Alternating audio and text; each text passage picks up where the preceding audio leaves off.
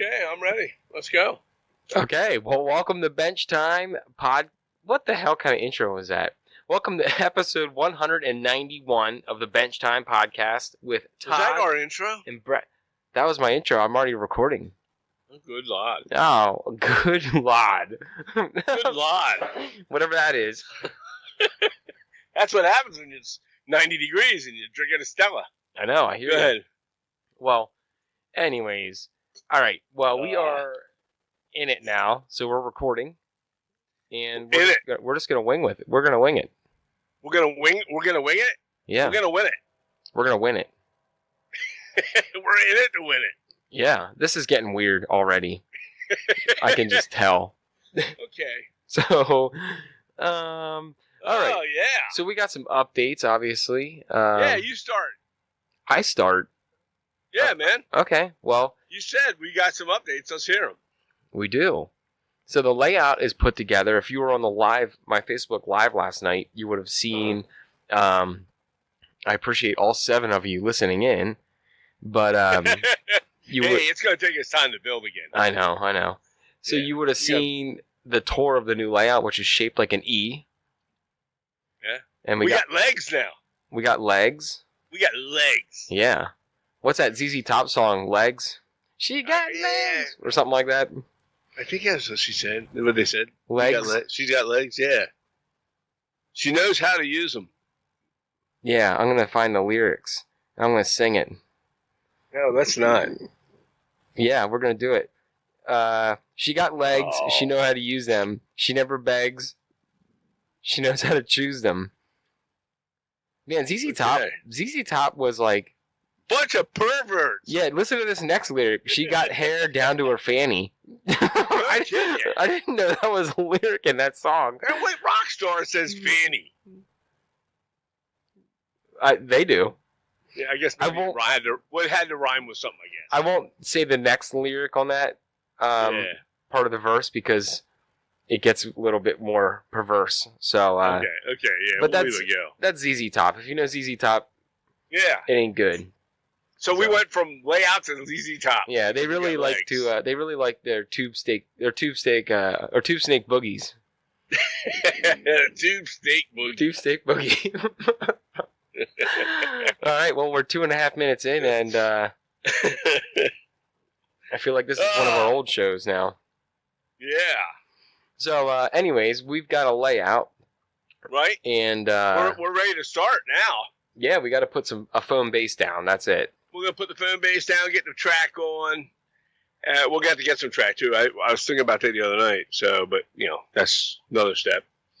And then we have to design where we're going to have our city and how we're going to lay it out. That's the next fun part. And I'm really looking forward to that. Because a lot of the buildings and everything's buildings are made. Yeah. So we just got to sit and figure out where we're going to place them and how we're going to, it'll be easier now because they are made. That we can actually design the landscape to the contours that we want, right? Without doing it and going, oh, well, we were stupid. Why did we do that? Right. Yeah, and then ripping it out and doing it again. We're not doing that. We're gonna plan this out carefully. Well, now, and it'll be fun doing so. The thing is, and this is a luxury that not many people have when they're building a model railroad layout, is like 80% or more of our buildings are done. Right. So we don't have to worry about like, oh, what are we going to build here to put there? We can literally put our structures down and then build the scenery around that. And go, here we go. Yeah. Right here. Boom. Yeah. These are going to be a little higher. These are going to be a little lower. And then we'll have to build something in between. But we'll be able to figure it out before we start putting them in. We also have more square footage to work with on the layout. Absolutely. So we have to be... We will have to fill in with some more stuff, but we have more room for scenery too. So right, and we condense that city down a little bit. Actually, this time, since we're not going to go 360 on this entirely, that back section that's going to be along a wall inward, we can actually do some streets that you'll never see. So we can narrow them down. Right. And it won't necessarily. There's probably not really a street, but it'll give it the illusion of one. We can also play with forced perspective now because we have correct a back. Yeah. We have a backdrop, and on the layout we can make stuff. Yep. We could put things in there that we've talked about with Jason Jensen and Doug and a couple other people about forced perspective, which we weren't able. We couldn't do that before because you could see it from all sides. It would look weird if you had something that got narrow. Yeah.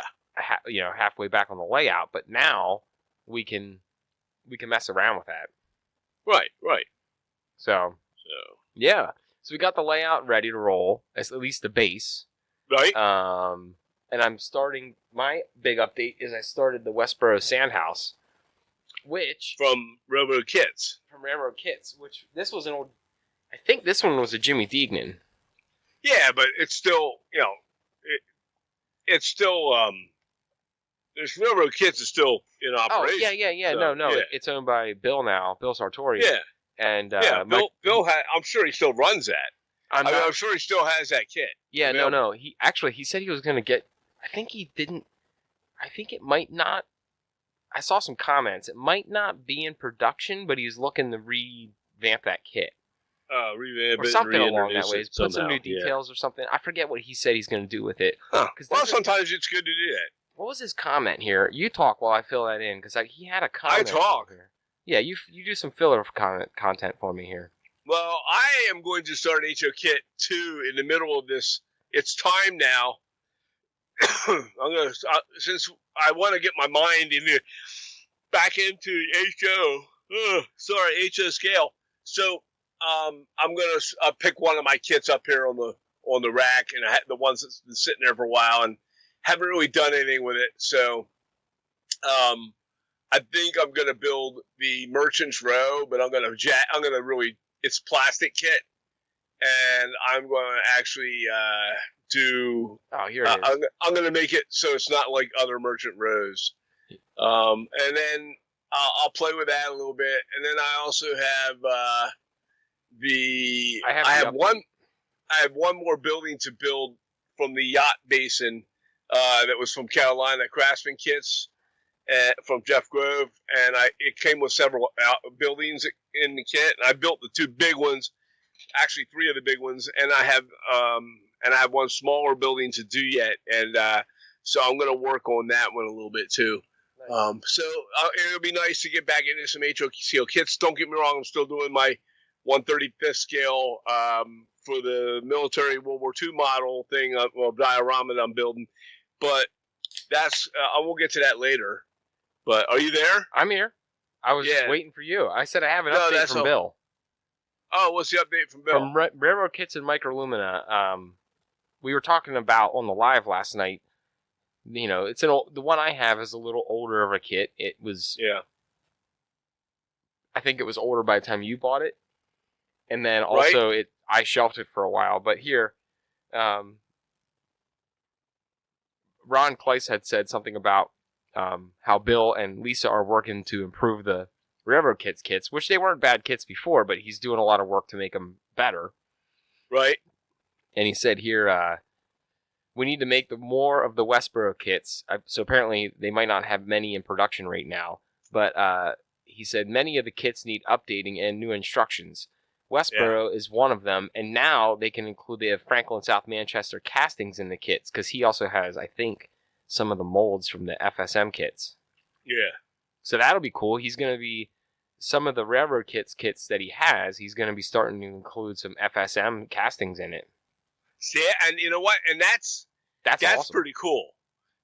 And you know what else is really cool about, that's going to be my gripe when we get to gripe time. All right. Well, I got a gripe that for tonight. the end. I was talking with somebody that you and I both know today, and online, and he brought the gripe up, and we've had him on our show many times. I'm not going to mention the name, and he brings up a legitimate gripe, and I don't disagree with him, and we're going to talk about that tonight. But was it in the thing I posted about all you cheese sticks were recording? Huh? Oh, you didn't see that? No. We got some questions from the Overtime of the Bench. Well, it's not Overtime anymore. It's just Wireless Scale Modeling Group. Yeah. And I put on there, I said, all right, all you cheese sticks, we're recording a new episode this week. Oh, no, I had nothing to do with that. Never mind. No. This is a gripe on the industry. So, yeah. Okay. So, Yeah, but we'll get to that. I'm not ready for that yet. Okay. Well, So actually, I have 2 gripes. So I can't wait. special edition tonight. Todd's got 2 gripes. We have to have 2 some gripes. dramatic intro music for your grapes. Yep, 2 rants tonight. So, Anyways, hey, well, before we get too far into it, let's go over our questions from the overtime. It's not the overtime group anymore, but the Wiley Scale Modeling group. yeah, let's do it. All right, I'm just gonna run down through them quick. This is in the group or the page. The group. So if you aren't part of the group, which we join talked the about, group. which we talked about last time, join the group. There's I don't know how we got a bunch of people in there now. But actually, before we do that, let me see how many. We've added a lot. I denied a couple last week because they did not fill out questions. 3 simple questions. We talked about that last week. Just fill the questions out, and you'll get in. Yep. We have 423 people in the Wiley Scale Modeling group. Yep. Pretty cool. Yeah, it is. Started out as just a couple dozen. Right. So, all right. First question is from David. 3D printing. I just got my printer this weekend, and I'm literally printing my first 187 scale dinghy boat now. I know you got one a few years ago. Can you talk more about pros and cons, your mistakes, what you love and possibly hate about it? So I love the fact that you can print anything, and that there's a big community on Thingiverse and a couple other websites where you can get literally anything to print. Mm-hmm. If you're not big on or very well adept on 3D modeling, like 3D, the actual creation of the 3D file, there's a whole bunch of people out there that share free 3D files for you to use, which is awesome. Oh, yeah, and now you're able to find these 3D files in Facebook groups and stuff where you can join the groups for nothing. There are modelers out there.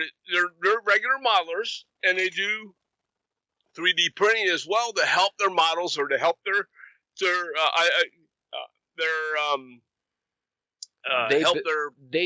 dioramas and things that they're building, and then they share them. And they share them, and they put them in. You put up the files, and people can download the file, and then it's free. And it might be something stupid like bricks, barrels, or some kind of a generator, or just all kinds of goofy stuff. But everyday kind of stuff. Chairs. Yeah. That kind of crap. There's a bunch of stuff out there. I mean, you name it, and you can find it to print. Yeah, because somebody needed something for their kit, and all of a sudden they said, you know what? Someone else needs that. Well, screw it out. I'm going to make one. Yeah. And then they made it, and they're like, you know what? Maybe somebody else could use this. Right? So, and that's great. I'll tell you a couple more about that when you're done. Well, I love the community of it. 3D printing world is awesome. Yeah. It's also not, like, once you buy the printer and you get a little bit of resin, or if you're using filament, that's a whole different thing. But it's really not terribly expensive. No. And the entry level on the 3D printing world now is so little. I mean, a couple $100 you can have a cool setup for a 3D printer, and you're ready to rock and roll. Right. So I love the cost of it. I love the community. I'm seeing so much more and more of it. I love the ability for you to crank out detail parts like we've done. We did street posts. We've done, you name it. I mean, we've printed a bunch already. Cars. I did a boat. I think you painted one of the boats.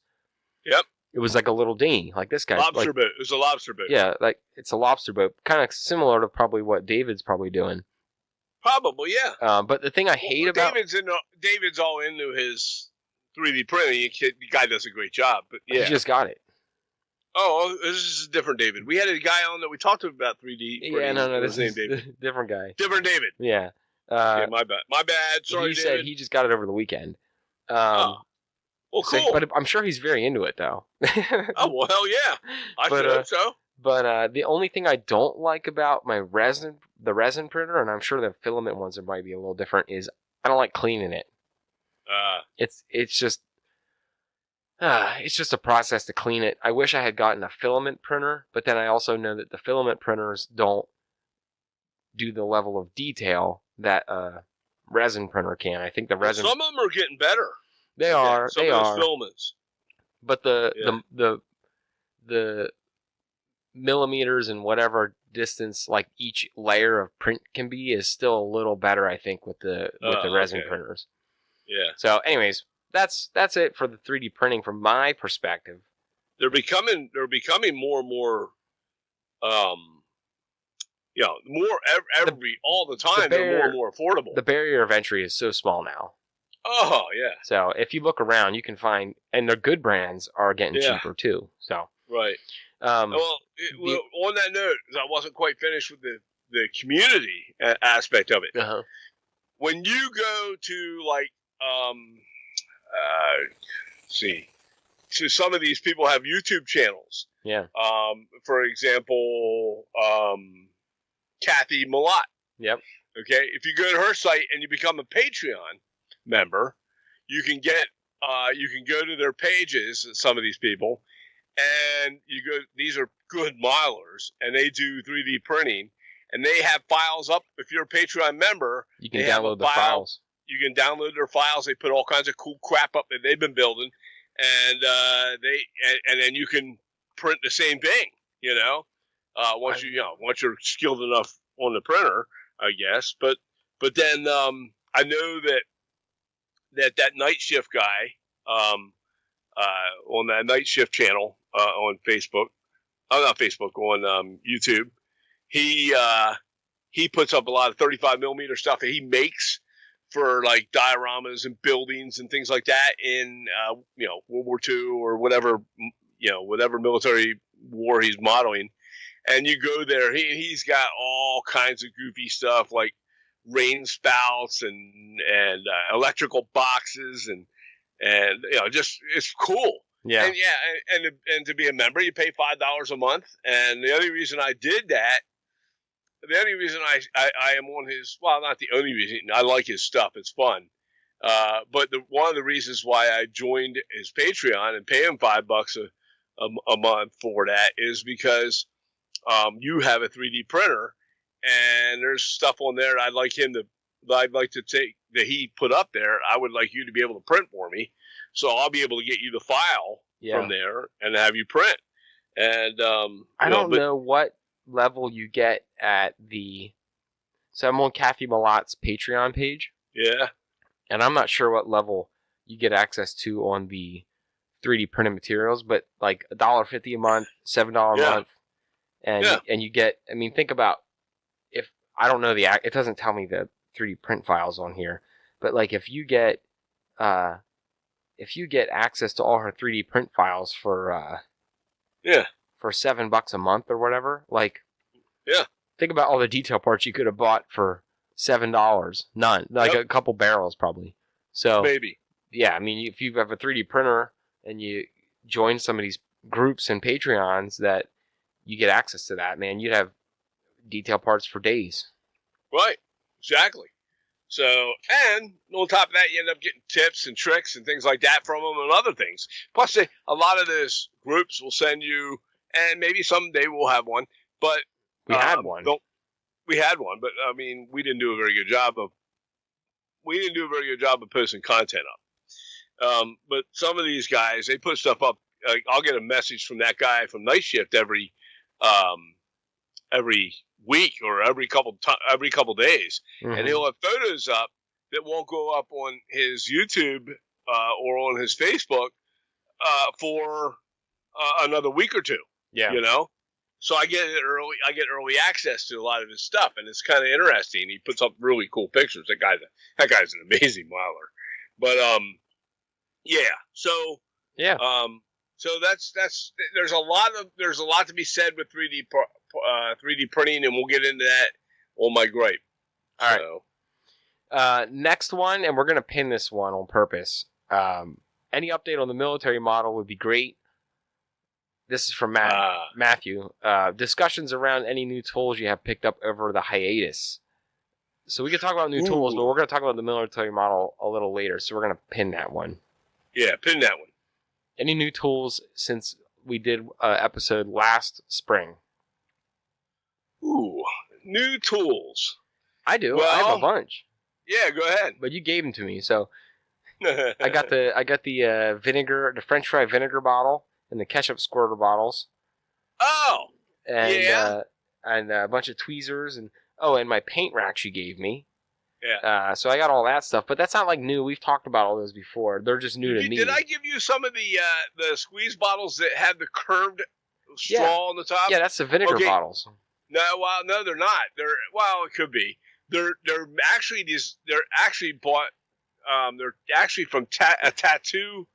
Yeah, you told company. You told us that the last time. Yeah, and when you have water in them, or whatever you have in them, even if it falls to the side, it won't leak out the top. But if you have one of those regular old plain old ketchup bottle things, it will. Yeah. Okay. So with this, you won't have the water doesn't ever escape, which is kind of cool until you squeeze it. Yeah, I love it. I put my distilled water in it because I use distilled water to thin out my acrylic paints in my wet palette. Yeah. Yeah. I just got like a single drop, and I can just go by the drop and put a drop there with my paint. It revives it. It's cool. Nice. Anyhow, go ahead. I mean, other than that, I don't have many tools that aren't new that we haven't talked about already. Since our hiatus, I have gotten into the different. Everybody knows I'm a paintbrush freak, right? I'm into paintbrushes. Mm-hmm. But I've gotten into the dry brushes.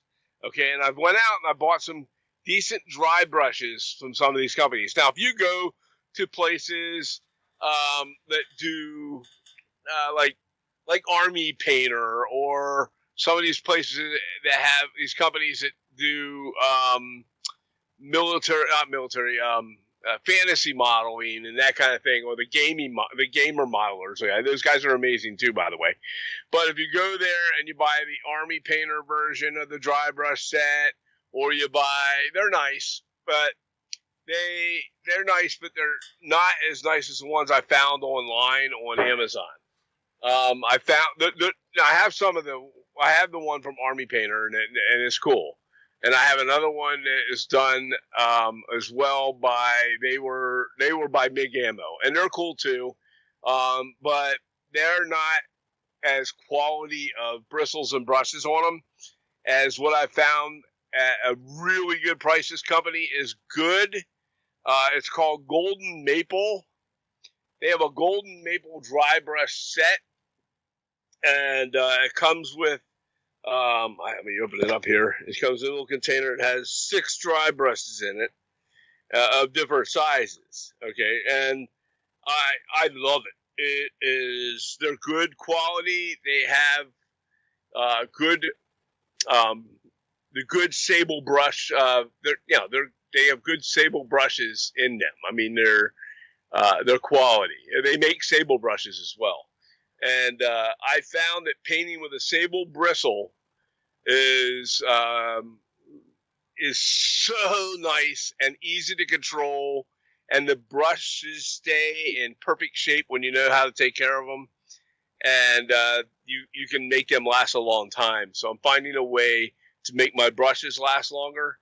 But these Golden Maple is a company that makes a lot of the paintbrushes I've been using, and the dry brush set is pretty cool. The Golden Maple dry brushes for miniature painting, comes in a black tube, and then it has like 6 dry brushes in it. The other brush that I found for regular painting is a Winsor & Newton Series 7, and it is a Kolinsky sable brush. And if you know anything about paintbrushes, a Kolinsky sable brush is going to give you total easy control with acrylics. Okay, this is not something you only use it for fine detail painting and whatnot. This is a size 0 paintbrush, and it has it just as you use it, and as long as you don't get any paint up into the metal part of the top. Yeah. And you get it in there, well, then your brush it'll get ruined if you don't get it cleaned out right. But if you just put the tip in, that's not good, man. But make sure the tip is clean. Yeah, right. And you go up a little bit on the body of the brush, and avoid the metal thing that holds the bristles in, and then you won't have to. Anytime your brush starts to spread out, or the bristles spread out, it means that the paint has gotten up into that and it has dried, and it spreads them out.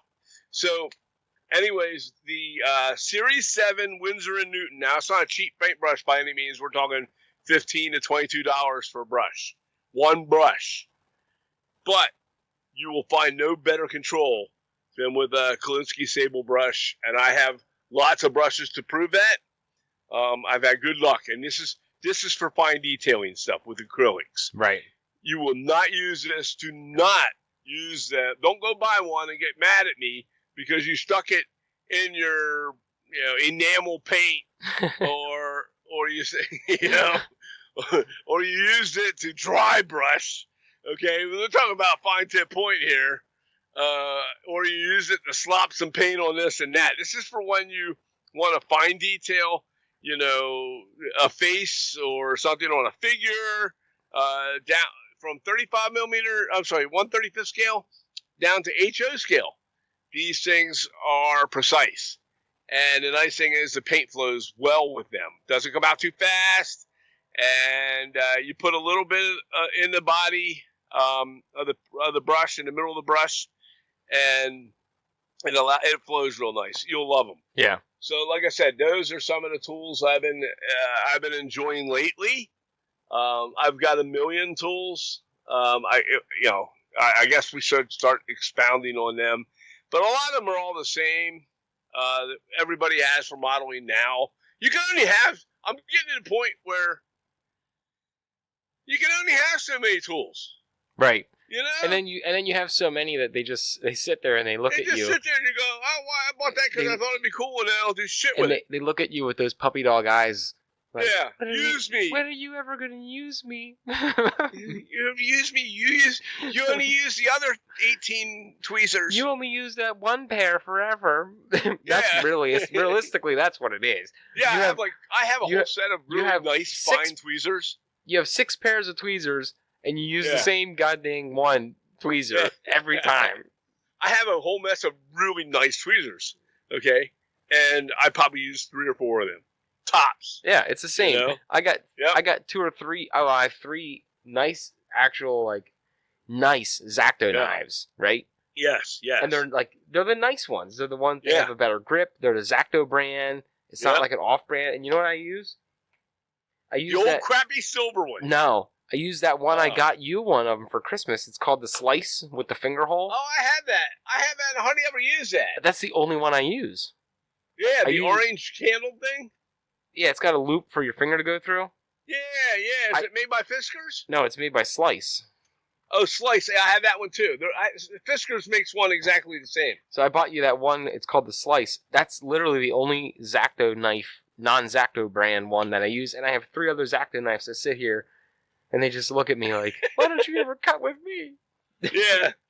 That's pretty funny. That's pretty funny. Well, Fiskars makes one that's really nice. It's just like the Slice. I just love the Slice one because I like how it's kind of chunky. The handle's bigger. It doesn't... Those X-Acto knife... Yep. All right. We got to get to some more questions. But the X-Acto knife grip rips the living shit out of my fingers. Oh, yeah, it's like, out of... How many years has X-Acto knife been around? And they couldn't figure out a better grip other than... Well, that's not true. A diamond cut finger grater as a grip. Yeah. They have ones with rubber grips now, and so they've come out with some. Plus, they have another one that I like that has on the back end of it. It has a square. It's like a square washer, and it keeps it from rolling on your bench. It just it doesn't roll on your bench. Yeah.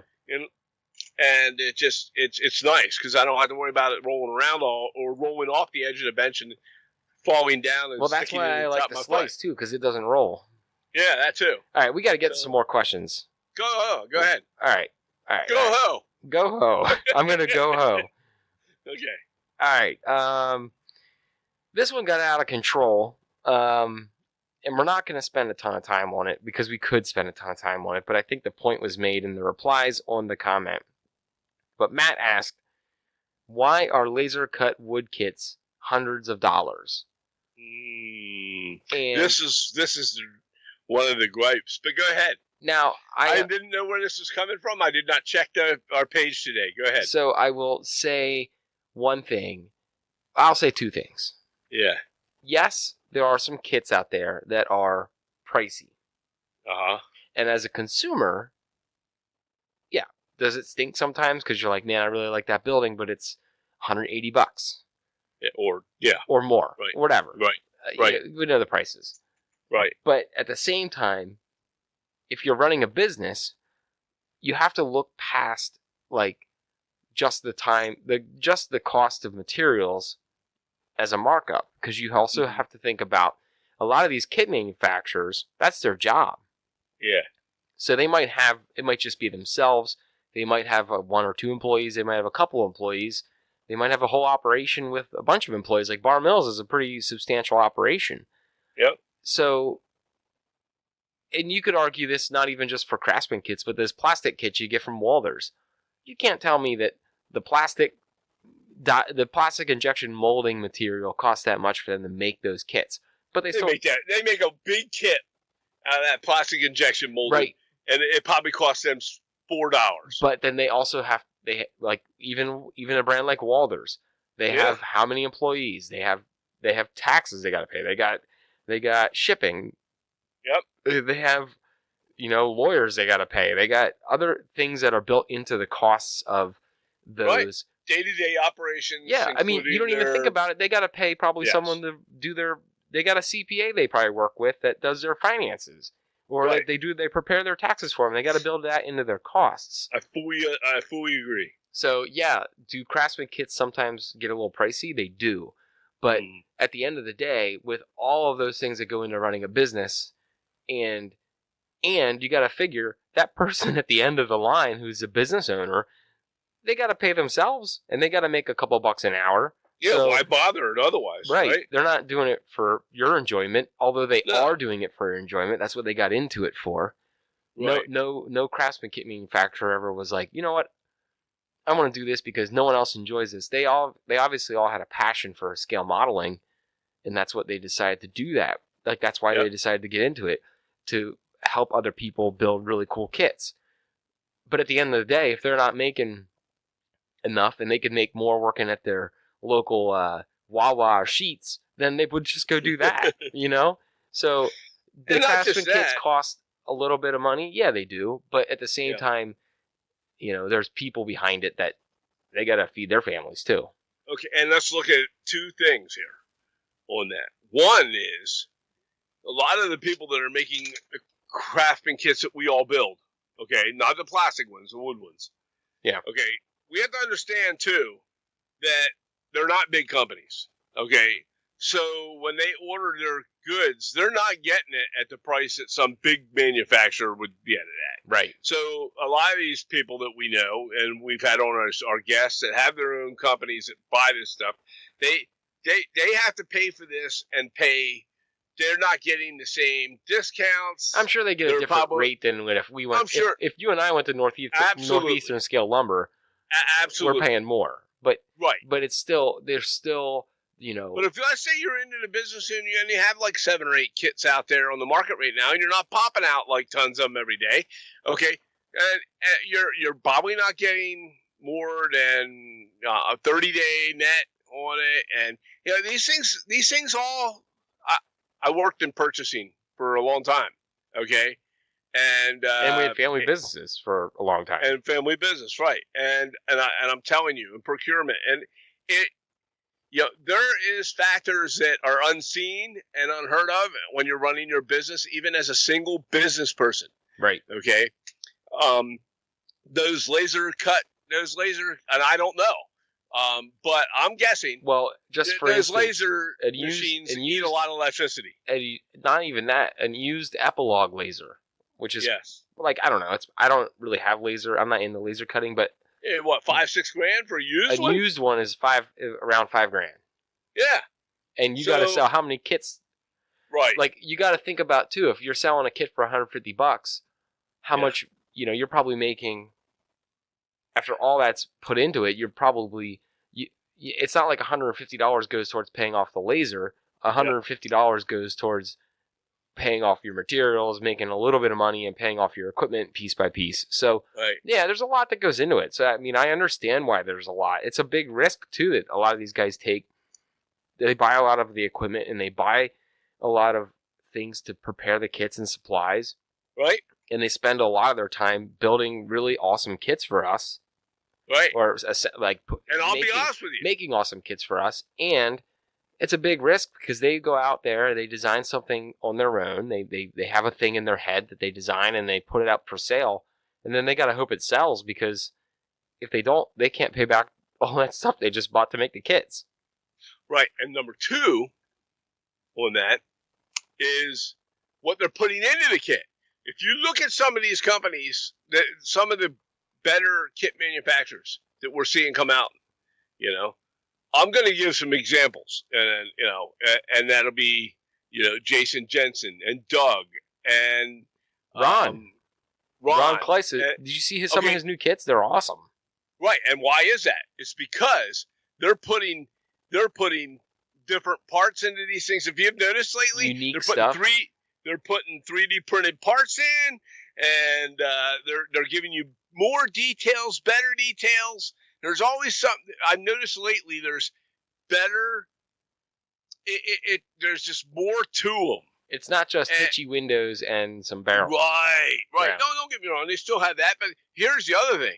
Some of those guys they're designing their own kits.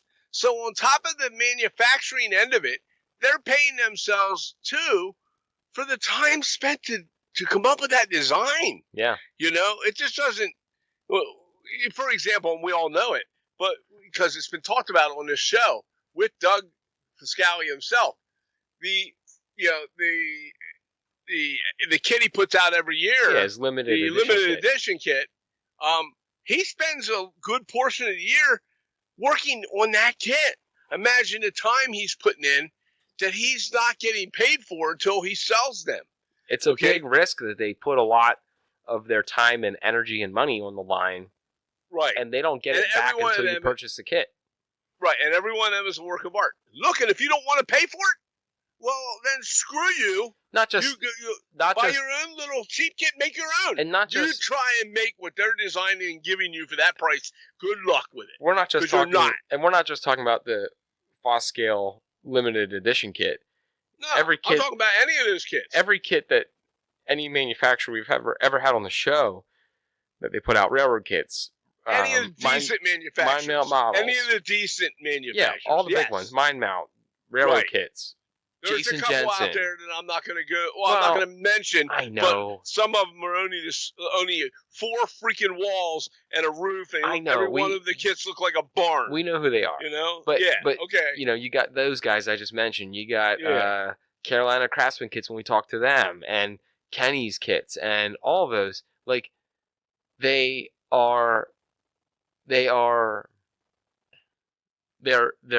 not just paying themselves for the materials and equipment, they're also paying themselves for the time that they invested just to get that kit to market. So think about that. There's a lot of factors into it. If you were on a more conservative number, if you're putting out 5 kits a year, some of those guys put out more than that. Yeah. But if you're putting out 5 kits a year, it's really you're putting 2.5 months into every kit just to get the design and everything out. And then you got to make directions for it. That's what I'm saying. All of it together, Dad. The time that goes into them. You're putting 2.5 months into something. If you're doing 5 kits a month or 3 kits a year, 5 kits a year or 3 kits a year. If you're doing 3 kits a year, you're putting 4 months into that. How are you gonna? You have to make sure you're recuperating your time too. And guess what? Sometimes prices go up for them. Yeah. I'm not going to get into anything on the economy. You just got to say that's the world we live in. Inflation right now, everything is going up. How much does it cost you for groceries? How much does it cost you for this? Well, guess what? I guarantee you that lumber is costing them more. It's costing them more to run their electric. It's costing them more for this and that. And they're dealing with it the same as you and me. I'm going to defend them wholeheartedly on this stuff. You know what didn't go up in price? What? The Costco $1.50 hot dog and Coke or Pepsi. Oh, that's the best thing ever. It's the best thing ever. Have you ever had one? No, but I'm I'm just. belong to Costco. No, I'm I not. gotta take you over there. I'm I not- love the Costco dog. I'm not elite enough to have a Costco membership. Bullshit. I mean, I So- just have a measly old Man, peasant. every time I go to Costco, I have to have a hot dog. I with just a have Coke. the peasant Well, Sam's fucking Club. hat. I just have the peasant Sam's Club membership. 3 hours later, I'm burping up a fucking garlic. Yeah. All right, we gotta go to the And I next love it. question. It's like, oh man, rehash that hot dog. Well, yeah, you can taste it twice. All right. It's the gift that keeps on giving. A Costco hot dog. Oh man. All right. Next, we got to get these questions done. Yeah, that's okay. That's what we're here for, man. All right. Scott Horgan, like to know more about Todd's airbrushing first. And Brett, what is something you think you would help that would help elevate your work environment and your modeling? Well, Scott, I'll start with that because that was easy. I mean, I have every tool imaginable that I need. I mean, if you guys were on our live the other night, or if you rewatch it, it's posted on our Facebook and YouTube page. Like, I got everything I need, tool and paint and material wise. But I do need to get some lighting set up down here. I got 2 little OT lights right now, and I need to upgrade my lighting desperately. Yeah. So, but I mean, that'll come. I got to hang some lighting up and put it up in the rafters here and in the basement and get all that set up. But really, I mean, I got everything I need. Fortunately, we didn't get rid of anything that was important when we moved. No. In fact, it helped me clear out a lot of things that weren't important and keep the essentials, which was still a lot of stuff. But Did we keep those fluorescent lights, or we let them go down with the no, ship? they went down with the ship, man. Okay. Whenever they demoed, those things just got crunched in the claw. Okay. All right. They were so cheap though. I bought like the Home Depot. Oh yeah. I bought like the Home Light brand from Home Depot, and like they were cheap. They were like $15 a piece. Yeah, I know. At the time too, I was basically down to the deadline, and I was looking around like, all right, what do I absolutely have to take out of this house before they demo it? And they didn't make the cut, so they're in a landfill somewhere. Yeah. But either way, those were also fluorescent tube lights. Yeah. When we do this again, I think I'm just gonna get some LED tubes and put LEDs in. And that's what I have. I love it. Well, I'm gonna hardwire them all in the basement. Yeah, I understand that, but LED does. It's so nice. Well, I don't have to worry about ballasts and all that. I mean, I'm standing here. My lights have been on all day. I was off today, so my lights have been on all day in here, and I'm touching the bulb right now, and there's no heat, which means less electric. Yeah. All right. Do you have an update for your airbrushing for Scott too? Airbrushing. Well, Scott, what I do a lot of airbrushing. I do a lot of airbrushing now, but I do airbrushing, and but I don't. You know, you're not going to see airbrushing for me where I'm putting all kinds of fancy designs on, and I'm making a funny T-shirt with for some rock group. Yeah, some airbrush T-shirts, man. No, screw that. I'm not buying that paint on top of everything else. They have special paint for that stuff, by the way. But no, mine mainly is I'm airbrushing on the primers, okay, and then I've been airbrushing. I've been using your basic acrylics like Model Color or Model Air Color from Vallejo. And using them for solid colors when I need to paint a part prior to detail painting that part. I like to put the base color down. So I'm putting in a primer and then I'm putting on a base coat. I'm loving it. I do love it. You do some other things like rust and things. Right, exactly. Plus, and I have shaders. I have these things from MIG Ammo. Or Ammo by Mig, or whatever the fuck you call them now. But they say it's, everybody says it the wrong way. Somebody says MIG. Then they go, no, it's ammo. Then they go, it's ammo by MIG. No, it's ammo by MIG Jiminy's. Whoever Jiminy's is. Jiminy's cricket. Anyhow. I have one here. It's ammo. The actual bottle says ammo by MIG Jiminy's. Yeah, okay, and that's great. Okay, but everybody says that we had a guest on before, and they were involved with Mig, and we were saying it one way, and we were saying it fucking wrong or whatever. I'm sorry, I keep throwing that bomb out there, and I mean to do that, but we can't. I'm getting worked up, and I can tell you're getting very heated today. Yeah, I am. This is good though. This is better than the last two we did. Okay. Well, first of all, the last one we did, by this point in that podcast, you would have already had a lost connection about 10 times. Yeah, true. So, but the shaders, I've been using the shaders on top of it. So you put a base coat down, then you pick a shader, and they come in these little bottles that look like little lipstick things, and they're already airbrush ready. Lips, though. You don't even have to mix. You don't even have to mix them. They just have a little cap on it. It looks like a black lipstick case, but you unscrew the top, just pour some of this in. It's already made for airbrush, so you don't have to thin it out. It's just and it's a perfect mixture, and you put it in, and you can put like a different shade over top and get and not over all of it. Just want to shade certain sections. So you want to make it darker in one area, lighter in another area, and you just got to learn to mix. It's fun. I'm having fun with that part. Now I test it out on crap first, a piece of plastic crap or wood or something, just scrap stuff, and test it first. In fact, the best thing to test them on, Scott, is I found I went out and bought plastic spoons, bulk plastic spoons. So I just spray them on there, and I try my skill on that spoon first, and then two things. One, it shows you how it adheres to the plastic without even using a primer, to see what kind of viscosity it has and how well it holds to it. And then you can flick it with your fingernail and see if it chips off. And then you may have to put a little more on. Then you try it. Okay, so that is one of the things you can do with the airbrush that I've been enjoying. They also have some washes and things like that. But most of that, I've found that it's best to put those kind of details and things on with the brush. Okay, but your filters, they have Mig also makes enamel filters, and you can use that too. The only problem with that is those are enamel, and they have a tendency to they're really enamels and stuff. Yeah, they sometimes they kind of gunk things up a little bit. The filters are best by the brush, I've found.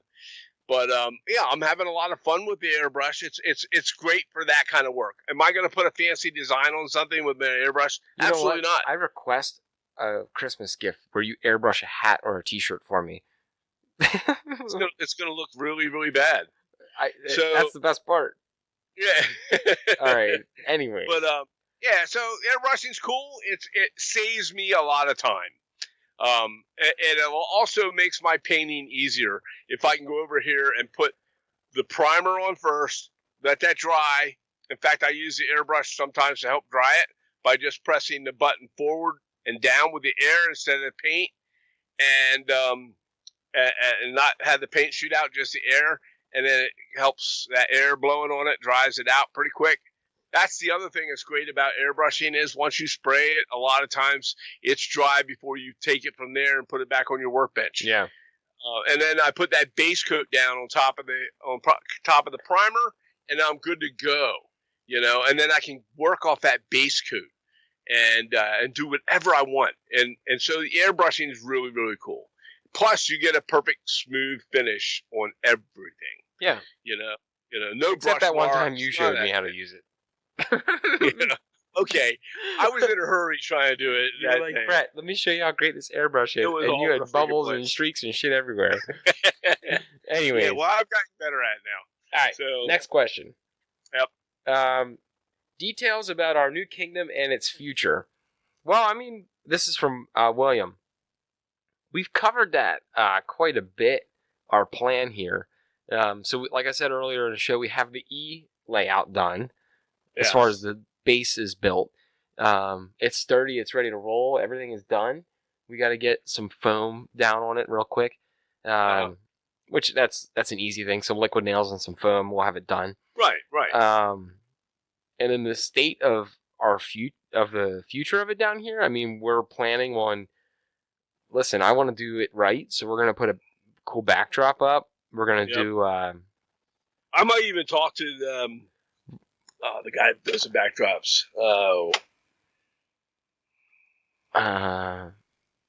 I'm not sure who you're talking about. Miley? No. Oh, whatever. Yeah. Well, I'm going to talk to a guy about doing backdrops. Anyways, I want to do the backdrop. No, the big muscle guy. Oh, yeah.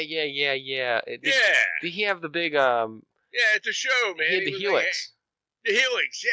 Oh, the guy, he does that show. What the hell? He's on my friend's book. He's gonna be. If you're listening, don't fucking get mad at it. He's gonna be so mad at you now. I did it again. I'm sorry. I swore. Put a couple beeps in, Brett. Did you say Friends Book? No, Facebook. Yeah, you said Friends Book. I said he was friends on Facebook. No, you said he's on my Friends Book. Listen, if you're listening, play it back because I'm pretty sure he said Friends Book. Anyways, all right, Friends Book, whatever. Oh man. Anyhow, but yeah, I want to put a nice backdrop on it if we're going to go to that extent and to just do it, you know. But yeah, it's definitely something we're going to do. Joey Ricard, that's it. Yeah, he's gonna. Sorry, Joey. He's gonna challenge you to a fight next time he sees you. Oh no, man! His arms big around than my head, By and the my way, legs all put together. He's from Trackside Scenery. Yeah. Anyways, he's so cool. But I know. Talk to him and now he's gonna beat you up. That's fine. He's gonna bully you. I can take care of myself. You know. He's gonna bully you. He's gonna bully you now. I can take care of myself. Joey, please bully my dad now. But yeah. Oh man, he's got like Hulk Hogan arms and shit.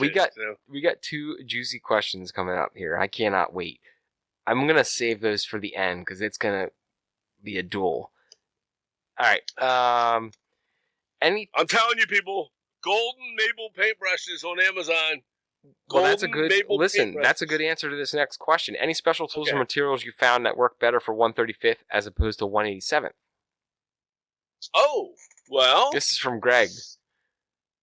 Okay. Real quick, before I pass that one up, Matthew Hankins just wrote cheese sticks with a laughing face because I called everyone cheese sticks in the modeling group. Okay. Anyways, special tools for 135th. Matthew Hankins modeling is just blowing my mind. Did you see the barnacles he just did on that? Oh my God, no, I didn't see that, man. I was blown away with this last thing he's been doing. Oh my God. He just posted a thing. That was just this week. He posted some barnacles he just made. He's going to sickness level beyond, sickness level. So, but yeah, as opposed to things that work better. Obviously, a lot of the paints. And I'm not trying to say that as there a lot of these paints that are made by MIG Ammo and AK, even though we love to use them we've talked about this before too, in our HO scale modeling or in our model railroading. Yeah. They're better for larger scale. They're designed for military modeling or for larger scale, but even up to even not quite as large, but in the gaming industry. So they're made for a lot of that. And I'm not going to, you can take a lot of that stuff and try and put it onto your, and you can make it work because we've shown that you can do that. Okay. But a lot of these things the paint is so to scale that if you're driving it down to HO scale, if you don't mix it right or thin it right, it's going to look goofy. Okay. It's going to look goofy. I've seen people take that AK or either MiG or AK, doesn't matter. They make it that concrete. Okay. I've seen some very good modelers take that concrete and use it just as it is on a model that they made. The building looked fantastic. Okay. And this person's probably listening, and I'm sorry I'm not using a name, but whatever. And then they use that kind of concrete on it, and it looked like poop. It's their sidewalks and their road, their parking lot, or whatever the hell it was. We used it. It was too rough. It was too big. We used it on 187th. Yes, or I did, right next to Wicked Wanda's. Yes, and so I used it in two places. The first time I used it was in front of Wicked Wanda's. The second time I used it was on the side of the terminal kit that I built into the side of the hill. Right. And when I used it near Wicked Wanda's, it looked like sandpaper. Yep. Like it looked too rough, like you just said. Yeah, and the second time I put it on a diorama, and it was just like, wow. Well, the second time the diorama, the building is awesome. It had like a windmill and a canal, and then it had that, and I'm like, Well, exactly. The second time I used it, I used it on the terminal side where the bus, bus was. And in fact, I've used two of those products. One was an asphalt one, and one was a concrete, which I think is the same product. They probably just put black dye or something in it. Right. But I watered it down. Yes, and it can be done. It has to be thinned out. So I thinned it out, and when I thinned it out, it looked perfect. Yep. But when I used when I used it unthinned by Wicked Wanda's, it looked like I was using a 80 grit sandpaper for road. Yeah, exactly. So yeah, I mean, I think to answer the question briefly, you can use any of the same products for any scale. You just have to learn how to use it to scale. You have to learn how to water it down or thin it out or use it more sparingly. Right. So as far as tools go, I think they're the for same. 1/35th, what's that? They're probably pretty much similar. Yeah, probably. Now, as far as tools go, from 1/35th to, they're all the same. That's what I said. The tools are the same. I mean, because I use tweezers, I use snippers, I use whatever, the X-Acto knives and things like that. Some of the glues are different because you're working with a lot of plastic things and such. But as far as tools go, it's the same stuff. I mean, it's the same. I'm using the exact same tools.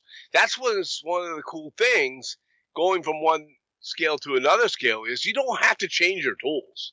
Okay, you really don't. But it's the differences are your finishing products, your paints and your filters and your I have these Dio dry brush paints and they're fun. They're paints just for dry brush. They're not to be airbrushed or anything. You just they're so good. They're already mixed.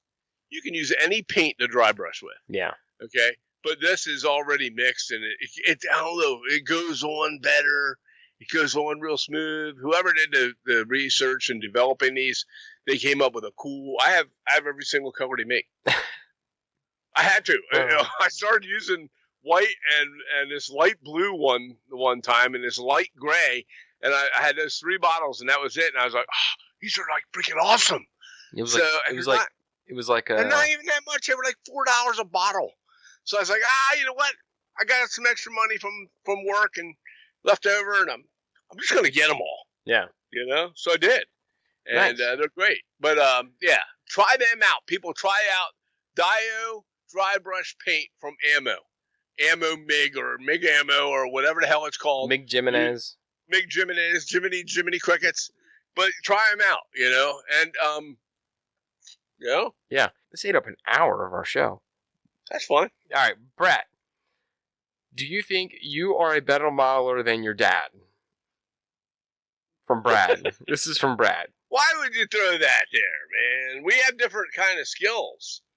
We all do different things. He has things that he's good at, and I have things that I'm good at. So I think, not to be sappy or whatever, but I think you're a better modeler than me just because and this is probably just because I have not been building. I have more time. Heavily right now or recently. Right. I have been building more now, but that's more of a time thing. That's not really a skill thing. When I finally get to doing a kit, I'm not sure. I don't know. Well, your kits look. The way you paint your kits is, I love it. Okay, you are more creative with your kit as far as you make them into shit that they're not supposed to be. Okay, I generally build the kit. You're a kit guy. See, I build the kit like the kit.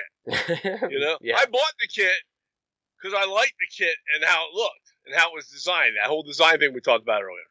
Okay, I see something, I'm like, oh, I gotta have that. Okay, well, when I get it, I'm like, man, I could maybe change it up, but I don't want to. But why? Because when I saw it, it looked like that, and that's what I want. You know, I looked at that and said, that can fit my layout, and I can make that work. You can take that kit and turn it into something really cool, and I can't do that kind of crap. I think that's what I'm not even good that way. You're good with the whole architectural design of things, and I'm not. I think my favorite thing, and I have actually, fine detailing is my thing. I was thinking about that when I was doing the Westboro, while I opened up the Westboro Sandhouse. So my problem is when I open up a kit, I look at it and I was joking about how much I don't like to read the instructions. Yeah. Because all I really honestly have to do is read the instructions to the point where I'm prepping the walls.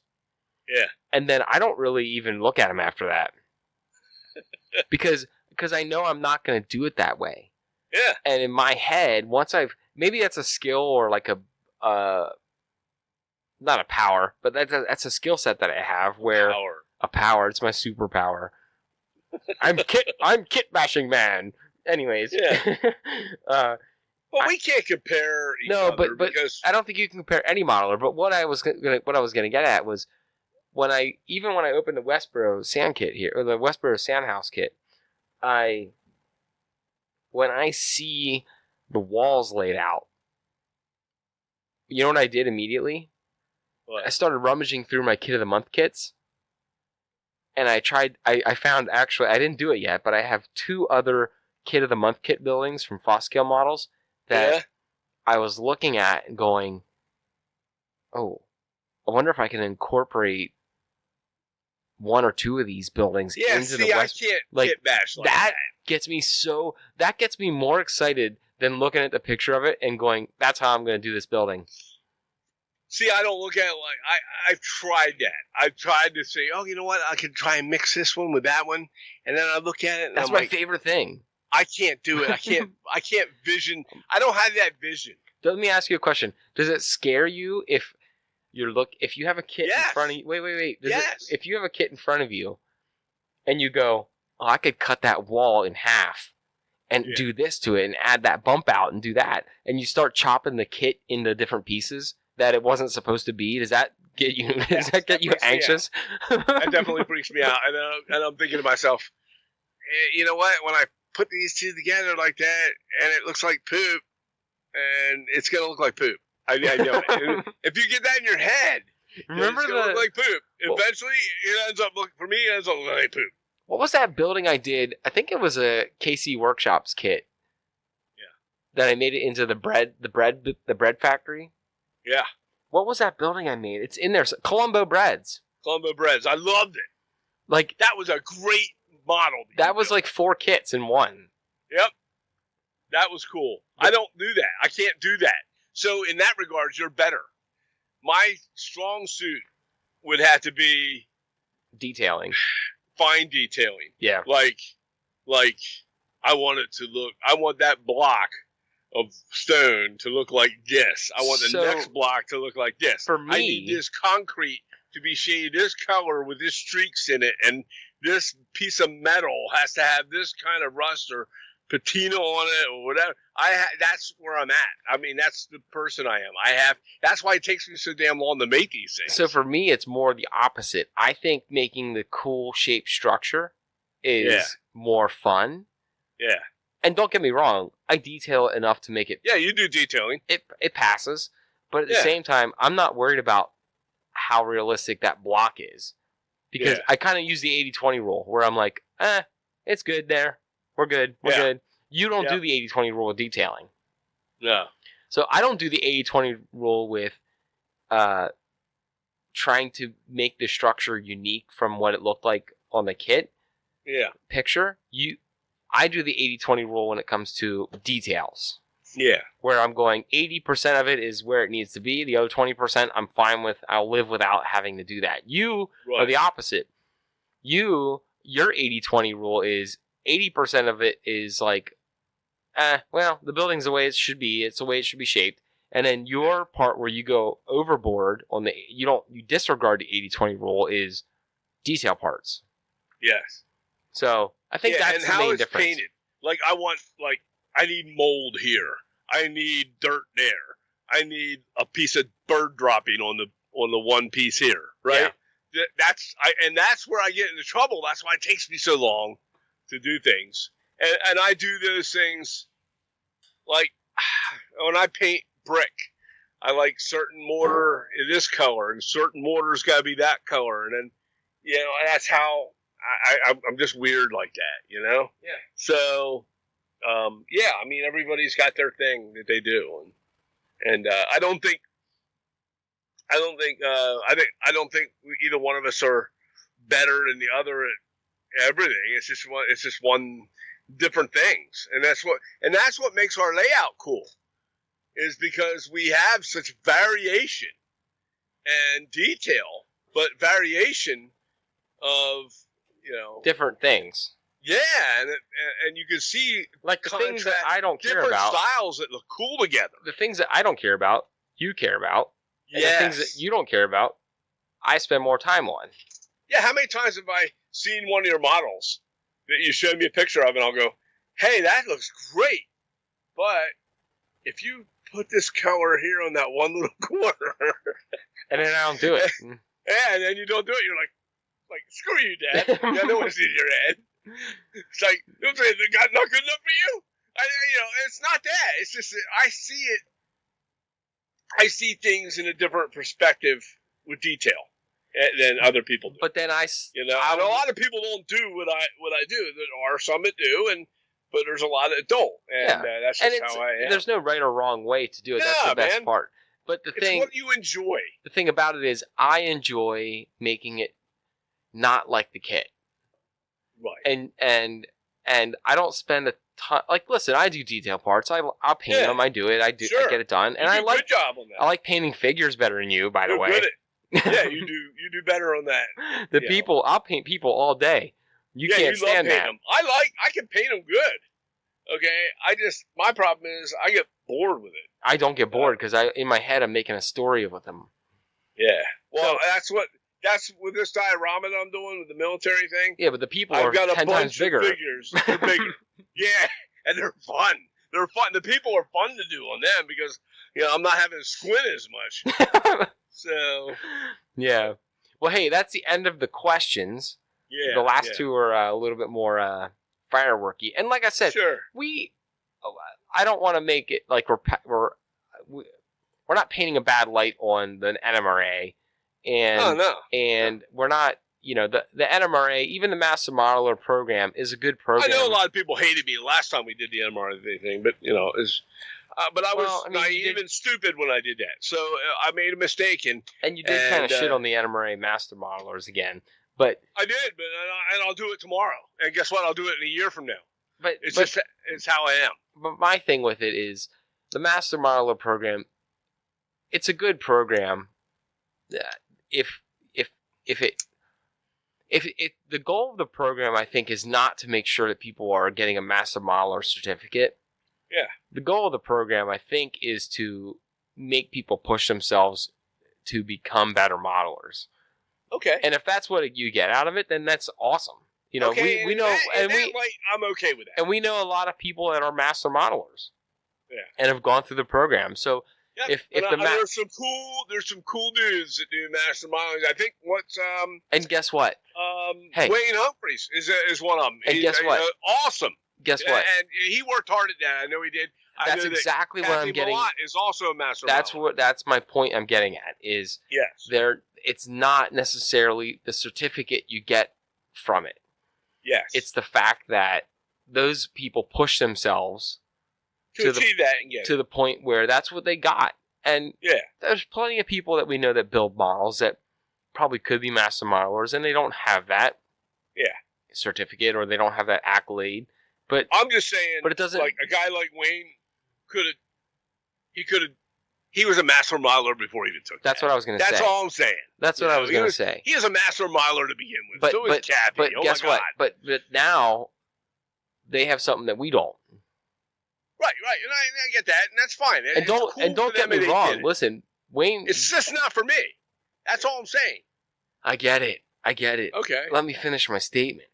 Okay. God, I'm sorry. I'm getting all wound up. I know. Yeah, I know. But all I'm trying to say is, for the people who were already master modelers and get that, it's an awesome accolade to have. For the people that weren't master modelers and they were kind of on the fringe, and then they push themselves to become better, and they learn from the whole process, and they get better, and they achieve that, that's awesome. Like, now you've become a better modeler out of it. Right. You become more realistic. You become more, to spec, and it becomes a thing where it's not just about getting that certificate. It allows you to put, maybe it gives you the chance to put a little more pride into your work. Well, I was going to say, it's not about just being deemed a master modeler. It's now you take some pride in what you do because you put all that effort into getting that.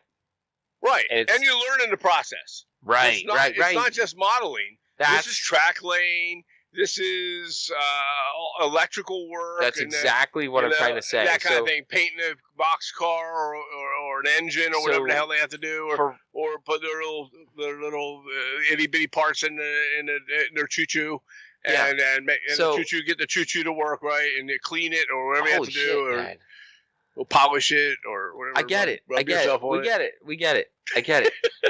God damn. Let me finish. At the end of the day, that program is a good program.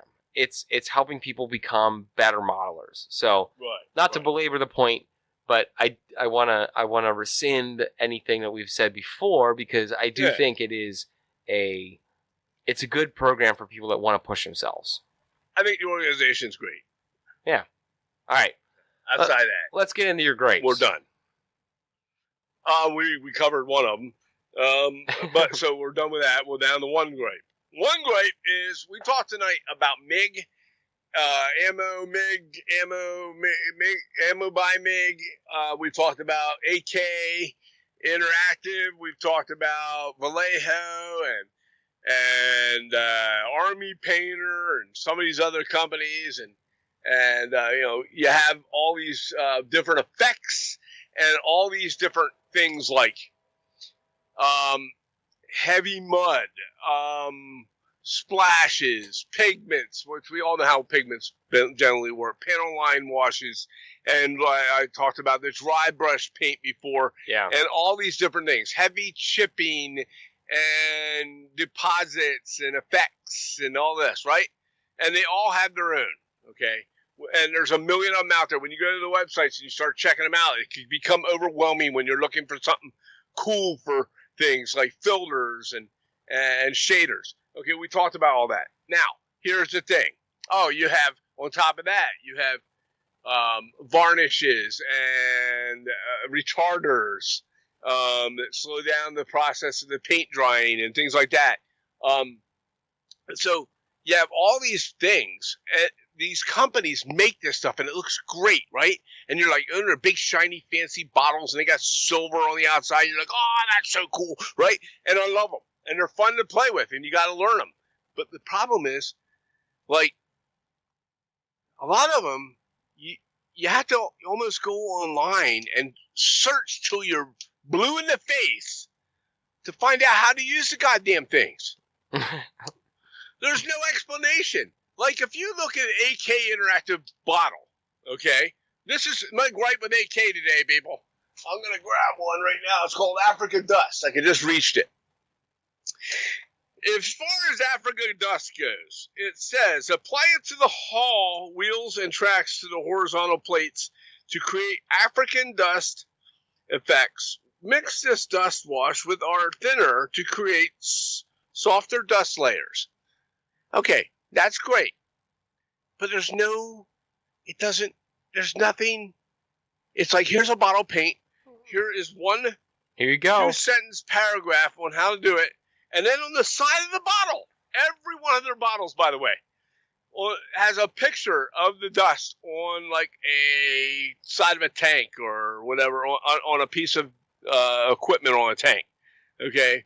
Or the one is wood wash. It shows a piece of wood that got how they used it for one particular piece.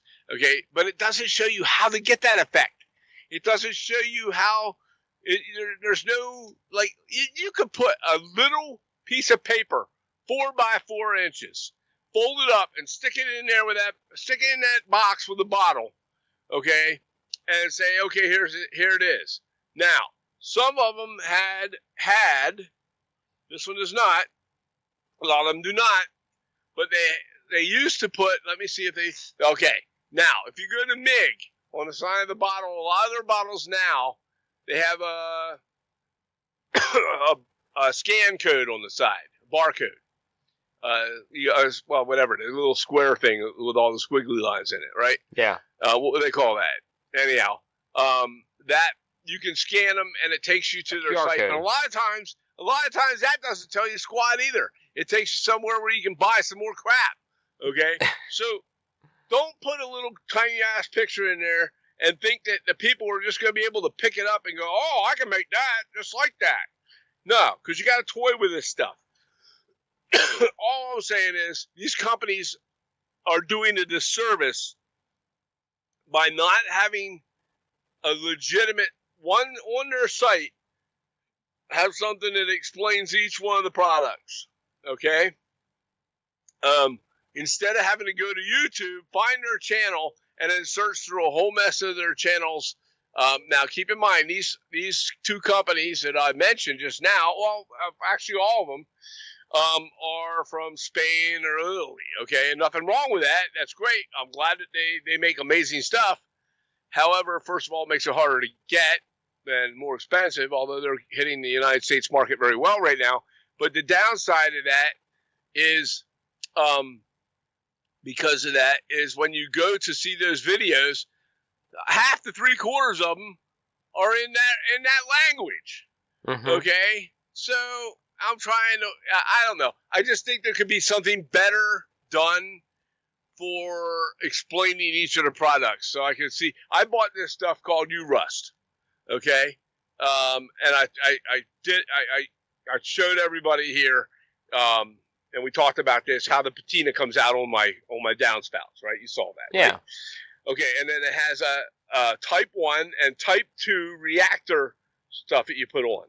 There is one video online that lasts.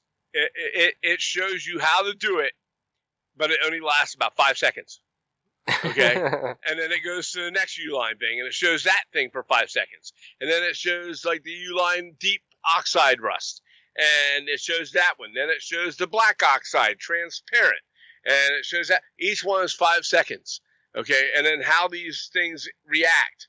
The U-Rust reactor, and you mix it with the paint. Once you paint it, then you put this reactor on with a paintbrush, and it changes. It makes funky tones, and it makes funky rust on it. You know, it's cool. But to see what it actually looks like, good luck. Tonight on the show, I wanted to use this black oxide, transparent, and I wanted to see what it did. Why I bought? Don't ask me why I bought it without knowing what it did. This is what we do, okay? Because we're stupid. We just had to have it, right? So, but I'm now looking on my phone while we were starting this podcast, trying to figure out an image.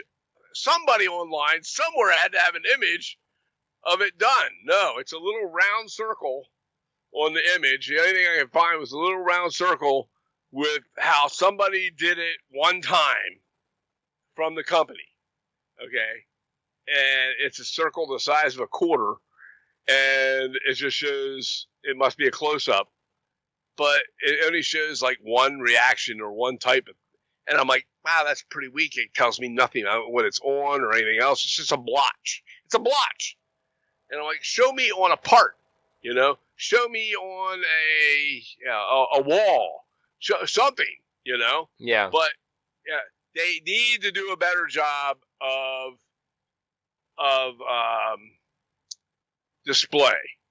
So that's my gripe. No, it's a good one. That's my gripe. Give us something more than a little picture on the side of a 2-ounce bottle. Okay, please? Yeah, if you're going to put out a product, make a detailed explanation of how to use the product. Yeah, put it on your website. Put it on your YouTube channel. Put it on your YouTube channel. That's fine. But have your website. On your website, they all have a website, right? Go to your website and have like a thing that says Russ. Okay, and these are swatches of different things you can do with this particular one. 4 or 5 different colors. So I say, okay, I can reproduce that if I do this, right? That's what you do. No, here's what they want to do. Okay, so here comes part 2 of gripe 1. So what they want you to do is buy their $25 to $55 or $100 book from them on how to use their products. So not only do they get you with buying the products, which aren't cheap, but then they have, and I love them. So like I said, I'm stupid and I buy them. But now they want you to go out and if you want to learn it, you want to learn the techniques, you got to go out and buy the books to show you the techniques. Yeah. So what a racket. What a racket. But like I said, we keep doing it. So yeah. But yeah, they should give you a little better explanation for some of this stuff. I agree. So, all right. Anyways, that's a good rant. Yep, I got this mud, heavy mud, dry light soil, thick soil, wet mud, turned earth, moist ground, heavy earth. Okay? There needs to be a viewing picture page with all of them and what they did. 1 page. That's it. Show me. I don't charge me $35 for a goddamn book for it. Show me. I just paid $50 for your 6 set of bottles. Don't charge me $35 more for a fucking. Oh, sorry. No, it's fine at this point. Another freaking 100-page book on all the things I can do with it. I just show me the swatches, please. Swatches. That's it. No, it's fine. Let it rip, Dad. I'm good, baby. I'm good. All right. What else? It's all 1 beer. I know, that's scary. Yeah. 1, what'd you have? Only 1 Stella. That was an hour ago. Stella Trois. All right. Well, what do you think of Stella? It's like, you know what it is? It's amped up Bud Light. Nah, it's like a light beer and it's amped up. It's a little. I think it's got a better. It don't give me a headache like Bud Light would. Well, not Bud Light, but I like Michelob Ultra. It's like Michelob Ultra, but a little bit more. Yeah. To me, it's weak. I like it. To me, it's weak. I like it. Well, no, what I'm saying is, it's a lager, but it's not like a heavy lager. Yeah. Right, and as a result, I'm guessing it has less carbs than a normal lager does. Like a Yingling would, or a exactly. or a Sam Adams. And I have to watch carbs now, so for me, because I'm a fat hog. So what's happening to me? So, sitting in this chair modeling. I like the Yingling flights. I don't like them. I like them. I don't know. There's something about them. They're just like skunk piss. Well, great. I would think it's skunk piss. So lately I've been to the bourbon thing, man. I like the bourbons. Yeah, you turned into a liquor snob. I don't know about that. I don't like. Well, it's not like I'm pouring a big monster glass of bourbon. Mean that. But you're like the kind of guy. You're like the kind of guy now that pours like, a little drop, a couple fingers, and then put it in a small you glass swish it around and you smell it, and you go, "That's a good." Like that. You go, "That's a good year." That's a good year. And then I don't know about that. I did get 2 new ones, but I haven't tried before. But it's I have these little metal cubes. They're stainless steel. Not stainless. Yeah, they are stainless steel of some kind. And they're like ice cubes. You put them in your freezer and then you drop it in your glass. And it keeps your drink cool. And you don't get that watered down effect from putting in ice cubes. Although every now and then I don't mind the ice cubes in there either. I also have a wedge glass. So it has a rubber mold that fits down in the glass. and it has a hole in it, and you pour it in, and it fills the glass up, and you put it in the freezer, pull the wedge out, and it puts a diagonal wedge across your glass. Huh. And you put your whiskey in that, and it keeps it cool. And so, like I said, I like the bourbons, and it's just a sipper thing. It's a sipper thing. Yeah. You know, I'm not sitting there like drinking half a bottle of whiskey or anything. It's just, sipper night some night. I get it. So, all right, we're gonna end on a more fun. More fun. We've had fun tonight. I know. Fun tonight. Well, I'm gonna end it on a little bit of football talk because we got to do this. It's our damn podcast. We're gonna do it. Football. All right, we're gonna run through the 2024 Oklahoma football schedule, and you're gonna tell me if it's a win or a loss. Okay, gotcha. All right. So it's because they joined the SEC now. Yes. And so they have been given a very tough schedule. It just means more. It just means more. SEC, it just means more. All right. Temple, August 30th. Crush. We're going to crush them. Houston, September 7th. We're going to beat Houston by... I'll say 21. Yep. Tulane, we're going to beat by 10. All right, here we go now. Tennessee is at home, and it's going to be a win because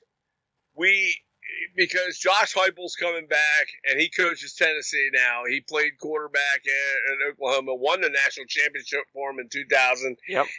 And they're not going to let him walk out of that building with a win. And on our first year in the SEC, Oklahoma's going to win, and they're going to win by 8. All right. At Auburn. They're going to beat Auburn. That'll be their first road trip and for SEC, and they will win that. But it will be... I say they win by 10. I think so, yeah. I think they'll easily hand them. Auburn's not exactly loaded up this year. All right. Don't get me wrong. You never know what to expect with that team. So... Next game. There's a bye week, and then coming off the bye week, we got the Red River Shootout versus Texas. Ooh.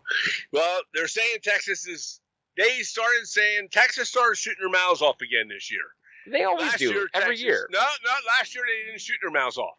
Last year they just played their game, and guess what? They had a top-notch team. This summer they started that crap again this spring about shooting their mouths off and how great they are. We're going to win. We're not going to win by a lot, but we're going to beat them. All right. And then we're going to find out that I think, Texas always says, we're back. So we'll see. I don't think so. Okay. Okay. They will have a good quarterback. Right after the Texas game is South Carolina Gamecocks. They're going to beat the South Carolina Gamecocks. So far, we haven't lost. All right. So South Carolina Gamecocks at Oklahoma. Is that Oklahoma? Yes. And that will be a beatdown, I think. All right. Yeah. After that, we visit Ole Miss. I think we lose to Ole Miss by 5. Okay. After that, they play the ferocious Maine Bearcats. Ole Miss's defense is like sick. Okay, what? After that game, they're coming off a loss at Ole Miss, as you said. They play the ferocious, nasty, rabid Maine Bearcats at Oklahoma. They're going to kill them. They're going to score like 70 points because they lost to Ole Miss the week before. All right, now we're getting into the meat of the last couple of games. Yep. At Missouri. I think they beat Missouri. I think they lose to Missouri. Okay. I don't know why. Missouri was tough last year, and they have a lot of returning starters. I think Missouri's talking a lot of smack. They're going to be not quiet. I think they're underestimated. Okay. This year. Okay. Yep. All right. So coming off that's 2 losses. The bye week after that, and then Saturday, Bama at Oklahoma. And we win against Bama. It won't be a big. It might be just 2 to 3 points. Okay.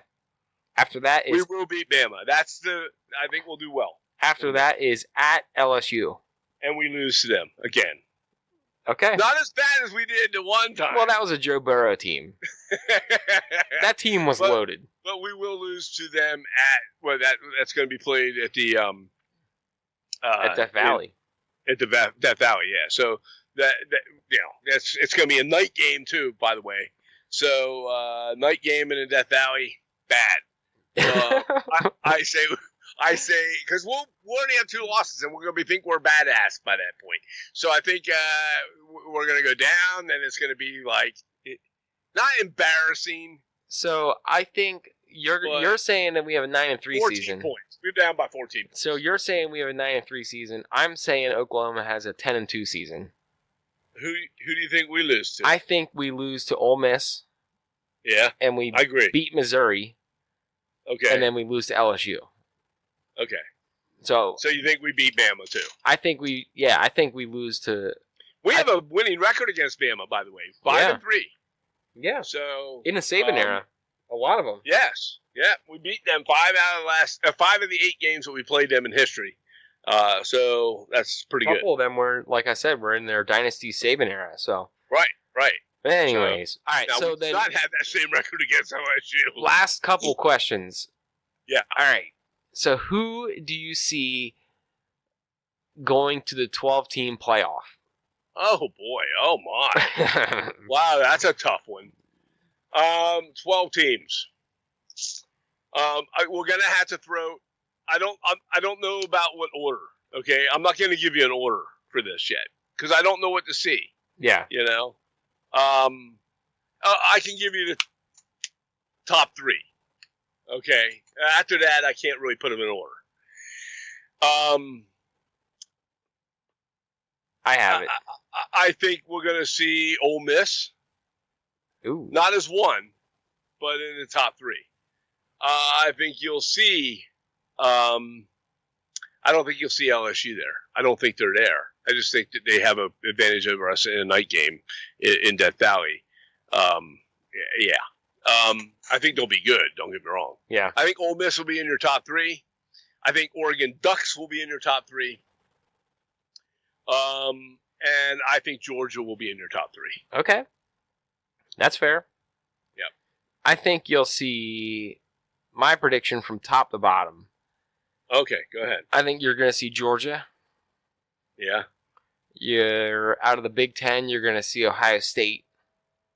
Oh, yeah, I forgot about them. I think you're going to see Clemson because they're going to win the ACC. Mm-hmm. I think out of the Big 12 winners, I think Utah takes that spot. Yeah. I think, it'll be Utah this year. Yeah. I think you're going to get, because after that, you're going to get at-large games. Right. So then I think you're going to see Texas or Oklahoma as one of the at-large in the playoffs.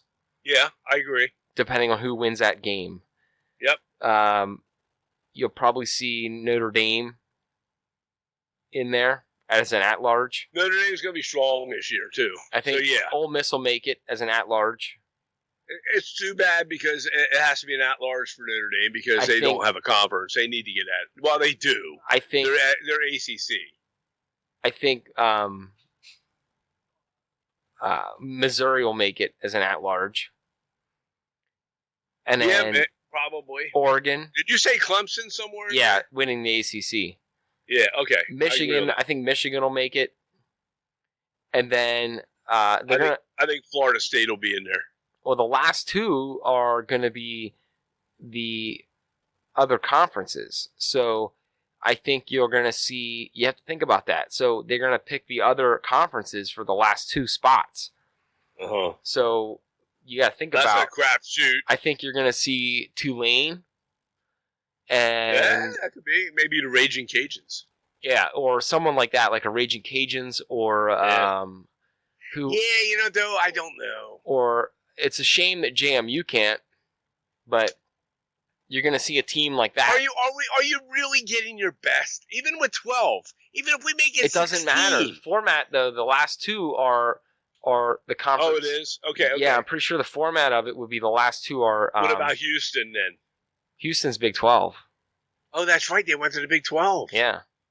Oh, yeah. They used to be in the AAC conference. Yeah, and now so you they're could see 12. a team. You could see a weird team coming in on the playoff in the last couple spots. We're forgetting some dark horses like Colorado. Boise State. Well, Colorado's Big 12. Yeah, I know they're Big 12. They're going to shit their pants horses. in the Big 12. They did they did that.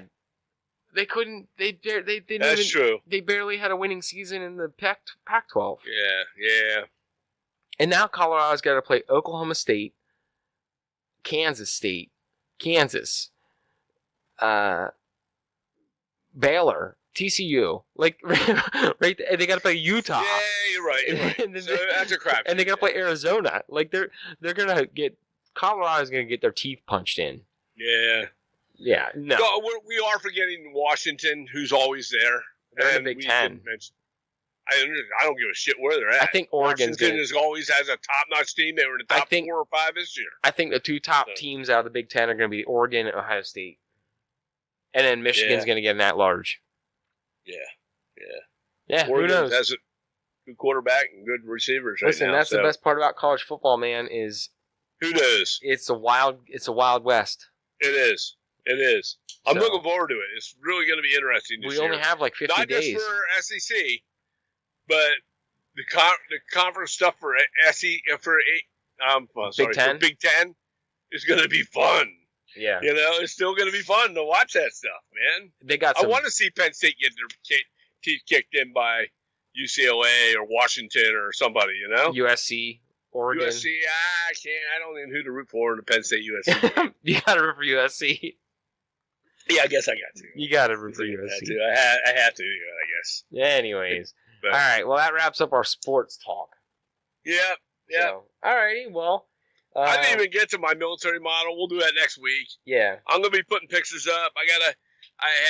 Today I put curtains in the window of my cafe, and Brett made me a sign for the top of it, and a Cafe Narbonne. Yeah. And I'll explain all that whenever. We'll do it on our live tomorrow night. Yeah, I'm going to be talking about it next week, tomorrow on our live, for sure. I'm really looking forward to the live thing. We're going to have some camera set up that'll be a little different than normal. I will be working with it all afternoon to get it just right. I can't tell you it won't matter anyways, but I can't. When's this thing going up? When's what going up? This podcast. Probably maybe tomorrow or Thursday. Okay, so tomorrow night, at some point, what time did you start? I think Monday. I started at like 8:30. Yeah, somewhere in that range. I'll probably hit it here. So I think I have a way where you can stream it on Facebook, and then I think I can then stream it on YouTube directly after. Oh, okay, good. So no one's going to be hearing this until after the live event, but probably not. Yeah. But I think I found a way where you just have to worry about getting it on Facebook. Okay. And then I will have the ability to then take it from there and put it on our YouTube page. Sounds good to me. I've been researching a way for us to stream on multiple platforms at once. So I think I figured it out. This is where we're at. We're trying to figure out how we can make this all work in our, with these different platforms, so we can get it all together and make it easier for us to just be able to. I want to be able to set mine up on my bench so where I can just flip the shit on and I'm ready to rock. Yep. I don't have to sit here and constantly adjust, worry about bumping my arm into a camera and shaking this and shaking that. And, I want to just be able to go. Yep.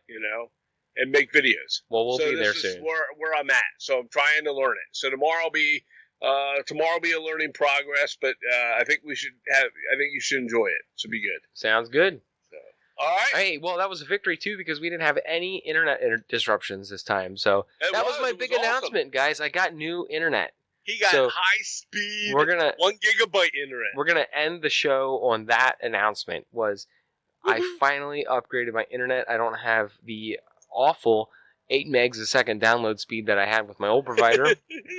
And last night I did a speed test, and I was getting like 500 and some megs per second download speed, and because you never get what they advertise, by the way. but I was getting 500 megs or so download speed and like 160 upload speed per second. That's awesome. So gone are the days of Brett's shitty internet. So we're in the 21st century finally. Yep. But, yep. All right. So, cool. All right. That's a wrap. Sounds good. I'll catch you everyone next week. You got it. Peace out.